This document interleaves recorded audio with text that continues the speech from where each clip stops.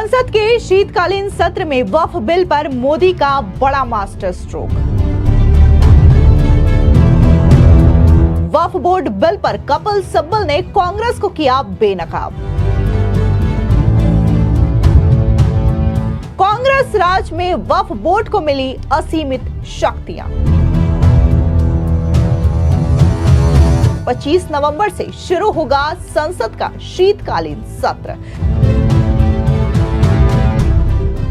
वक्फ board को लेकर के इस वक्त की बड़ी खबर सामने आ रही है। दरअसल आपको बता दें कि वक्फ बोर्ड से जुड़े हुए बिल दरअसल शीतकालीन सत्र में पास होने के आसार बताए जा रहे हैं। दरअसल आपको बता दें कि संसद का शीतकालीन सत्र 25 नवंबर से शुरू होगा।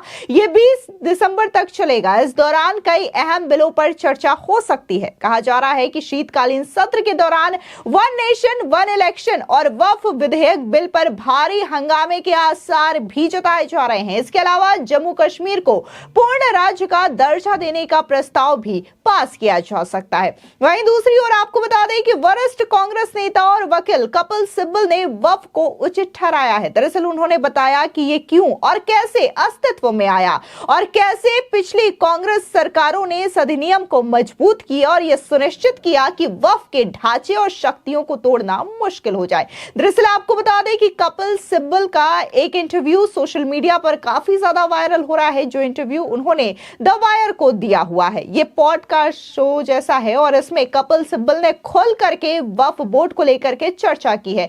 उन्होंने बताया कि आखिर वक्फ बोर्ड है क्या और कैसे कांग्रेस की सरकार ने इसको असीमित शक्तियां दी। दरअसल आपको बता दें कि इस पॉडकास्ट में कपिल सिब्बल कहते हैं कि आपको मैं ये बता दूं कि वक्फ होता क्या है। जब आप देखते हैं कि भारत देश में बड़े बड़े जो इंडस्ट्रियलिस्ट हैं या फिर उद्योगपति हैं, मतलब जो अपनी प्रॉपर्टी भी चैरिटी के लिए दे देते हैं, दान के लिए दे देते हैं ताकि सोसाइटी में इसका इस्तेमाल हो सके। तो ऐसे भी हिंदुस्तान में लोग हुए हैं, खासकर मुस्लिम लोग, जिन्होंने उनकी संपत्ति, अपनी प्रॉपर्टी, जो जमीनें हैं, वो इस सोच के साथ वक्फ कर दी कि वो आने वाले समय में इसका इस्तेमाल कोई और कर सके। और इसके तहत उन्होंने ये जमीन और ये संपत्ति अल्लाह के पास दे देते हैं, क्योंकि अल्लाह परमानेंट चीज होती है। मतलब वो आप ट्रांसफर नहीं कर सकते। अगर जमीन 10 एकड़ की है, 15 एकड़ की है या फिर 25 एकड़ की जमीन दी गई है तो वो उसी तरीके से रहेगी, उसको किसी और को आप ट्रांसफर नहीं कर सकते। ये तमाम डिटेल जो है वो यहाँ पर कपिल सिब्बल समझाते हुए नजर आते हैं। इसके बाद वो ये कहते हैं कि अब जो सरकार आई है वो यहाँ पर कई सारे बदलाव कर रही है और ये कहना गलत नहीं होगा कि कैसे दखल अंदाजी कर रही है। और ये दखल अंदाजी इतनी ज्यादा बढ़ चुकी है जिसकी वजह से ये विवाद हो रहा है। पहले इसमें डिप्टी कलेक्टर की कोई दखलंदाजी नहीं होती थी, लेकिन इस सरकार के दौरान उन्हें इतनी पावर दे दी गई है कि वो अब इन मामलों को लेकर के इंटरफेयर कर सकते हैं। और पहले जो विधेयक पास किया गया था उन चीजों में इस तरीके की जो शक्तियां थी, जो पावर थी, वो सिर्फ और सिर्फ वक्फ के पास होता था। यानी कि यहाँ पर कपिल सिब्बल बकायदा ये कहते हुए नजर आ रहे हैं कि पहले वक्फ के पास कितनी ज्यादा शक्तियां हुआ करती थी और किसी भी जमीन को लेकर के अगर वक्फ कर दी जाती थी तो वक्फ की ही वो संपत्ति मानी जाती थी। आपको बता दें कि पिछले दिनों असदुद्दीन ओवैसी ने वक्फ संपत्ति को लेकर के जो बयान दिया था, इसको लेकर के जम करके राजनीतिक घमासान देखने को मिल रहा है और बीजेपी के कई सारे लीडर्स इसको लेकर के प्रतिक्रिया भी जाहिर कर रहे हैं। इस बीच बीजेपी के सांसद मनोज तिवारी का बयान भी सामने आया है। उन्होंने साफ तौर से कहा है कि असदुद्दीन ओवैसी को समिति का सदस्य बनाया गया है। जो भी उनकी तकलीफ है या फिर जो भी उनकी बातें हैं वक्फ विधेयक से जुड़ी हुई, वो उन्हें उन समिति में बतानी चाहिए, ना कि मीडिया के सामने इस तरीके से रखनी चाहिए। सुनिए मनोज तिवारी का ये बयान। वक्फ बोर्ड के ऊपर जो नया बिल आया है वो बिल स्टैंडिंग कमेटी को भेजा गया, ज्वाइंट पार्लियामेंट्री कमेटी बन चुकी है। ओवैसी जी उसी कमेटी के सदस्य हैं। तो जब आप उस कमेटी के सदस्य हैं तो उसकी गोपनीयता भंग क्यों कर रहे हैं? आपको जो बोलना है आप सड़क पे आके क्या बोल रहे हैं? आप उस ज्वाइंट पार्लियामेंट्री कमेटी में क्यों नहीं बोल रहे हैं, जहां इस देश के कई सांसदों को उस ज्वाइंट पार्लियामेंट्री कमेटी का हिस्सा बनाया गया है? मुझे लगता है कि ओवैसी जी को वक्फ बोर्ड का चिंता नहीं है।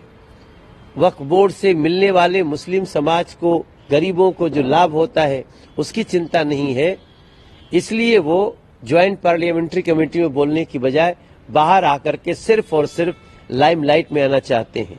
मैं उनको सलाह देना चाहता हूं ओवैसी जी को कि आप जाइए और ज्वाइंट पार्लियामेंट्री कमेटी में जो बात रखनी हो रखिए, वहां बहुत सारे विशेषज्ञ हैं। वहीं दूसरी ओर बीजेपी प्रवक्ता प्रकाश रेड्डी का बयान भी सामने आया है। उन्होंने क्या कुछ असदुद्दीन ओवैसी के इस बयान को लेकर के कहा, आप भी सुनिए।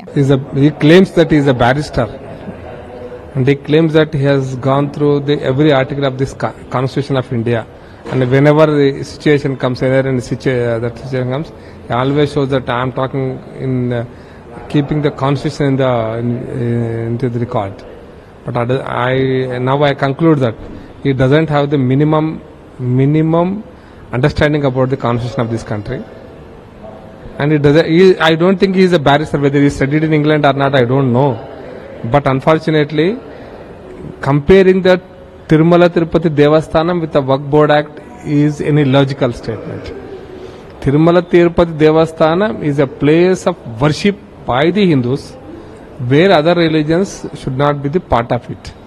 Waqf Act is a different issue, and it was introduced in 1990s only, and that to be Waqf Act has got some legal jurisdiction of acquiring the land or taking the position of the land, taking the titles of the land. It is not a Waqf Act, is not a worship place. Say if that is the case, who are Hindu members in the Ajmer Dargah? Is there any Hindu member in your Makkah Masjid committee? There can't be. There can't be any mullah in the TTD like that. So he has to. If he cannot understand the difference between TTD and the Waqf Act, I don't think he has any knowledge about Hindu Temple Act by the Government of India. That will be under the Constitution of this country, and the Waqf Act that was passed by the P. Narasimha Rao. Waqf Act it deals with the legal issues of the land titles of the Waqf Board, and that should be legally, it should be scrutinized by many people. One unilaterally, any Muslim committee cannot say that this is the Waqf land, Taj Mahal this is a Waqf land. Today somebody is saying Badrinath is also a Waqf land. Unilaterally, if you say, there is no other methodology to contest in your argument. That is why the Government of India proposed some amendments in the Waqf Act under the Constitution of this country. When government proposes, it is also under the purview of the Constitution only. How can you say that it is not it is against the Constitution Article 26? The Waqf Act is passed under the Constitution, and Waqf Amendment is also under the Constitution only. And if he doesn't understand the Constitution, I am helpless. And most of those leaders who are representing that community, they claim the Constitution according to their convenience. They doesn't understand, they doesn't interpret, taking the public 140 crore people of this country or the parliament proceedings of the parliament of this country. So I don't think he is ignorant of many things, and he knows only what to speak to get the votes of the Muslims only, and how to exploit the Muslim groups, and how to differentiate between the Hindus and Muslims. That is the attitude and mentality of the OIC. How can he understand the Indian Constitution, and how can he understand the Temples Act made by the Government of India?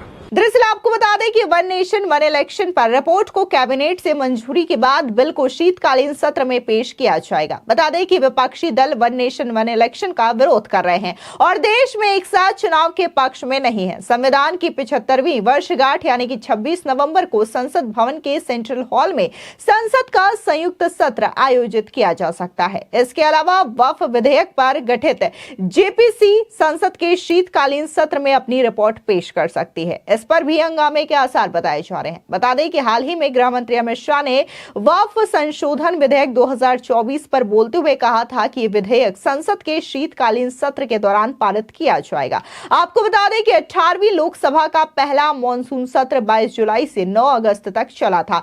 तब 12 विधेयक पेश किए गए थे। इनमें से 4 विधेयक पारित हुए थे। इनमें वित्त विधेयक 2024, विनियोग विधेयक 2024, जम्मू और कश्मीर विनियोग विधेयक 2024 और भारतीय वायुयान विधेयक विधेयक शामिल था। बता दें कि वक्फ संशोधन विधेयक पिछले कुछ दिनों से काफी ज्यादा चर्चा में रहा है, जिसको लेकर के एक समिति का गठन किया गया है जो इस पर विचार करने के लिए बनाई गई थी। बता दें कि जेपीसी नवंबर के आखिरी हफ्ते तक अपनी रिपोर्ट तैयार करके संसद के शीतकालीन सत्र में टेबल कर सकती है और इसी रिपोर्ट को हवाला देते हुए कहा जा रहा है कि संसद के शीतकालीन सत्र में ऐसा ना हो कि वक्फ विधेयक पास हो जाए और विपक्षी दलों को करारा झटका लगे, क्योंकि वो लगातार वक्फ विधेयक के खिलाफ ही बयानबाजी करते हुए दिखाई दे रहे हैं। फिलहाल इस पूरे मामले को लेकर के आपकी क्या राय है, हमारे कमेंट सेक्शन में जरूर बताएं। धन्यवाद।